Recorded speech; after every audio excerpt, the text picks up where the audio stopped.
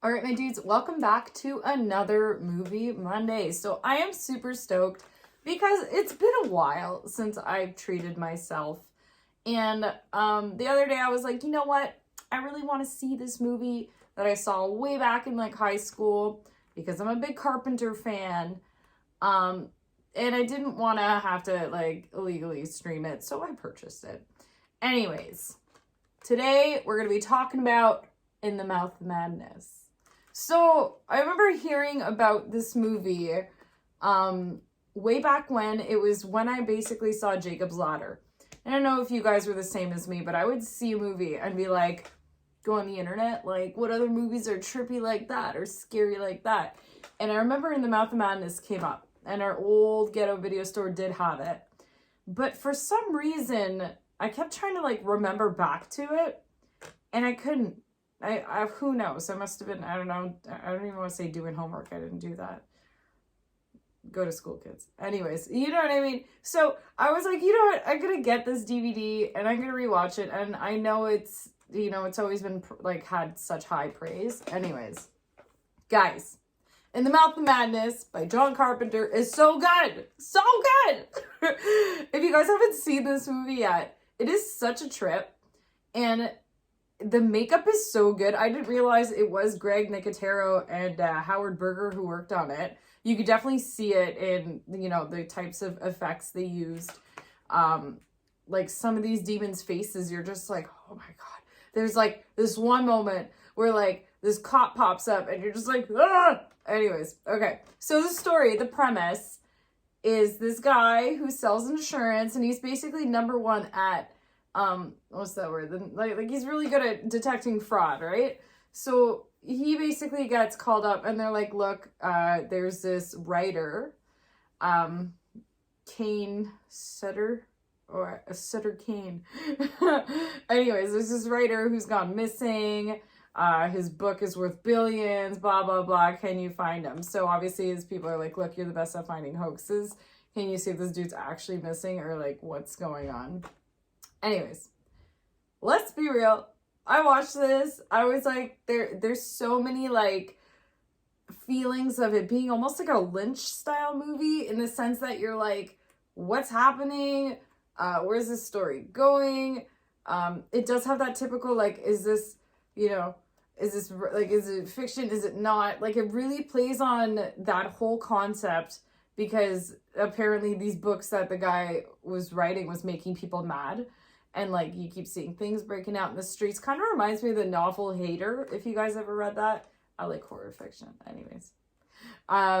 Yeah, but like vibes of just people going nuts in the streets, and they're like, yeah, it's because this book makes you crazy. And you know, the insurance dude's all like, you know what, screw you, I'm gonna go to this town and I'm gonna figure shit out. Anyways, it's a huge trip. It's a massive visual trip. The story itself too really takes you into it. And like even now, I'm gonna rewatch it again because even now I'm just like, okay, what? And I love that. I love that about movies. Like, I don't want you to like tell me exactly, you know what I mean, what happens. I want to kind of have to think after. I want to, you know, be thinking about the movie after I watch it because to me that's a good movie. I like to question shit. I like to figure it out, you know. And this is one of those movies where you're just like, okay, well, shit, like. Is he the author? He's not the author. Did he experience it? Did he go mad? Is it? I would love to know what you guys thought about this film in that sense. It's fantastic. And there's so many just creepy scenes. This is like one thing I love about horror movies. Give me these little scenes that really make you question what's going on. Also, there's like these paintings and like, he brings a woman with him. She's supposed to be working for the same, like the firm that makes the books or whatever, the publishing company. And she also starts getting like tripped up in it. Like, I just saw that painting move kind of thing. And like so many weird nuances and shenanigans going on in imagery and wicked, wicked effects. Also, like, I really... You know, kids in horror movies, it's like, oh, okay, you know, like Children of the Corn, here we go. But they have this group of kids running around, and there's like one of them I hope I could find that. Okay, if I find this, you're gonna see it. Anyways, terrifying makeup. Terrifying. Normally kids, it's like, okay. Like, unless it's Japanese horror, then you're like, okay, fuck that kid. But, oh my goodness. Like, you just see this little creepy... anyways, so good.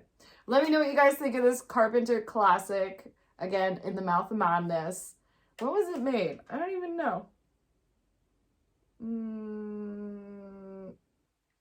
No.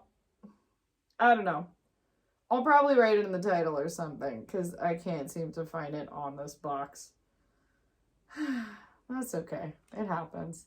Anyways, thank you guys so much for coming again for another Movie Monday. And I have been going through all your comments, because I will be doing basically a day where I cover 3 to 4 of the movies that you guys have recommended to me, because I'm so stoked to see what you guys are even wanting me to watch and review. So yeah, I'm so stoked, and I can't wait to post finished pictures of these guys. They're just drying. They're really ooey gooey right now. We gotta pretend they're not there, or else we're gonna start poking things and it's just gonna go bad. If you aren't subscribed, do it. I'm like 10 away from 1,000. And if you are, guys, thank you so much for supporting my page. I appreciate it times a billion, gajillion, zillion, just that many. All right. Have a wicked evening, and we'll see you guys soon. Bye.